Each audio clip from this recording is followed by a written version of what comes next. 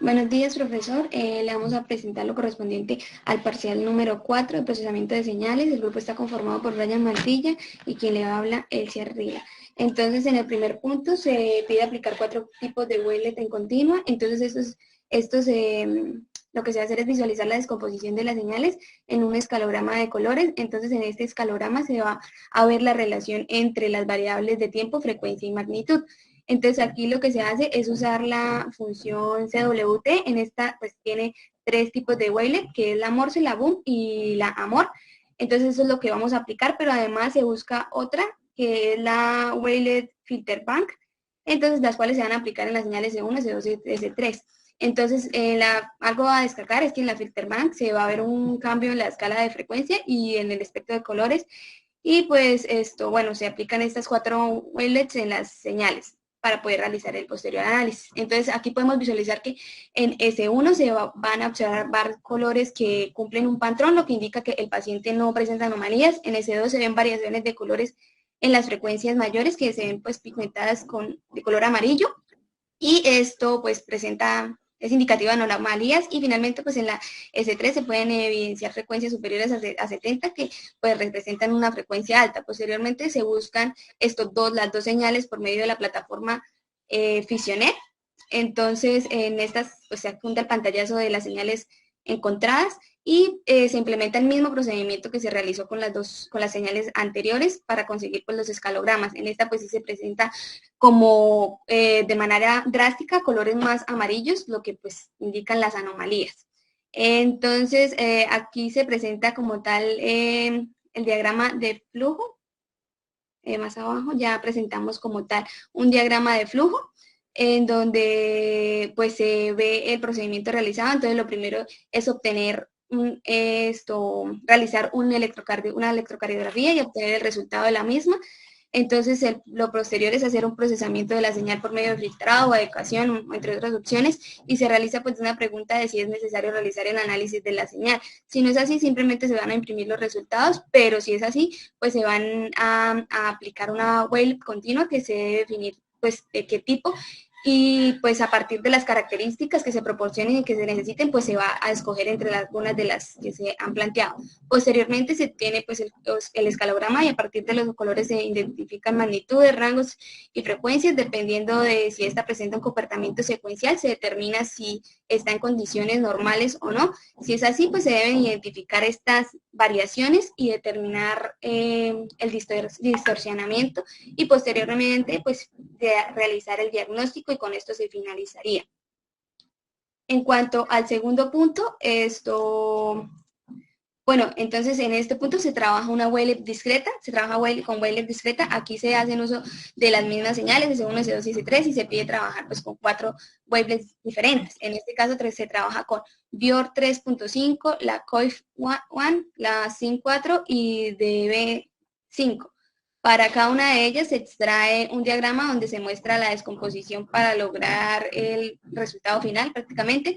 Entonces aquí se pueden observar que en las escalas de abajo, a medida que se van descomponiendo, pues se va disminuyendo el número de datos, con el fin de lograr pues obtener la señal original. Bueno, en cada uno de los wavelets se aplicó el filtro hard y el filtro soft, y para cada señal pues se cogió como tal el mejor filtro.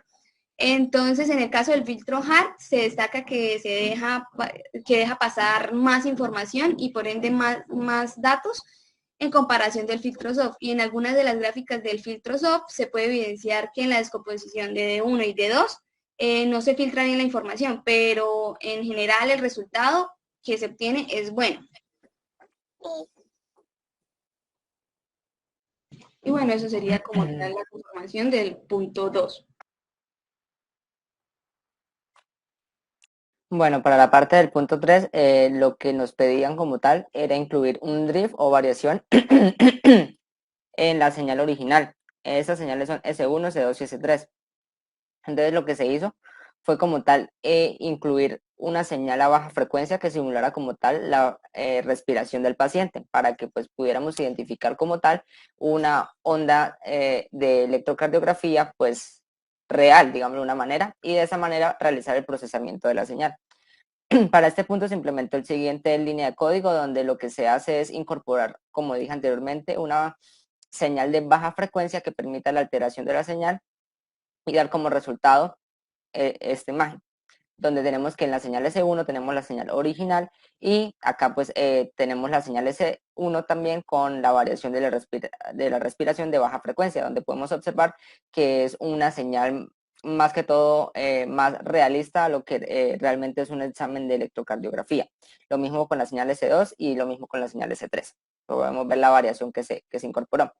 En el mismo punto nos pedían que por medio de las funciones de MATLAB quitáramos esta línea base y pusiéramos la señal normal como para mejorar el análisis y la visualización por parte pues, de la persona que está analizando los resultados.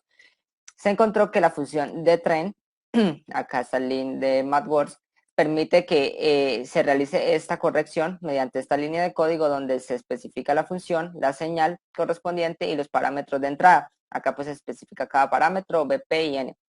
Para esto se puede observar acá como tal los resultados. Tenemos la señal S1, donde en la primera ventana vemos la señal como tal con la línea de base o la variación. En la segunda ventana vemos ya la corrección como tal y en la tercera se quiso hacer una comparación para observar que realmente sí se corrigió como tal la señal para pues su procesamiento. En el mismo punto también nos solicitaban hallar los picos R de la señal y la frecuencia cardíaca pulso a pulso. Acá se pueden observar los picos R donde se implementa el código visto en las horas de clase. Acá también podemos observar que mediante la misma implementación del código se obtiene el ppm de las señales, donde se puede analizar como tal el comportamiento de cada una de ellas y de esta manera realizar un diagnóstico certero y preciso. Lo mismo se hace con la señal S2, con la señal S3. En la parte del cuarto punto nos solicitaban que a partir de esas señales a las que le habíamos hecho la variación, les implementáramos un filtro DFT y FIR. Igualmente el filtro de wavelet discreta pues seleccionado en cada literal. Eso lo vamos a ver un poco más adelante. Sin embargo, acá se tiene que, como primera instancia, tener el filtro DFT donde se obtiene la señal con la variación en la primera ventana, se filtra esa señal en la segunda ventana, en la tercera ventana lo que se hace es corregirla, quitarle esa variación, esa línea de base, y en la cuarta ventana, perdón, lo que se hace es una comparación para pues, ver como tal qué tan exacto fue ese filtro al momento de procesar la señal. Se puede observar que el filtro de FT sí cumple con la función de filtrar, pero sin embargo se nota que muestra, digamos, una pequeña variación en el resultado final. Lo mismo con S2 y lo mismo con S3. Ya en el filtro FIR tenemos que es un filtro mucho más preciso. Tenemos también en la primera ventana la señal con ruido y la variación que se solicitó. Tenemos en la segunda ventana la señal filtrada, en la tercera pues ya la señal corregida sin la línea de base y en la cuarta la comparación pues donde nos damos cuenta y verificamos que pues es mucho más precisa y permite digamos una mayor información y análisis. Lo mismo para C2 y S3.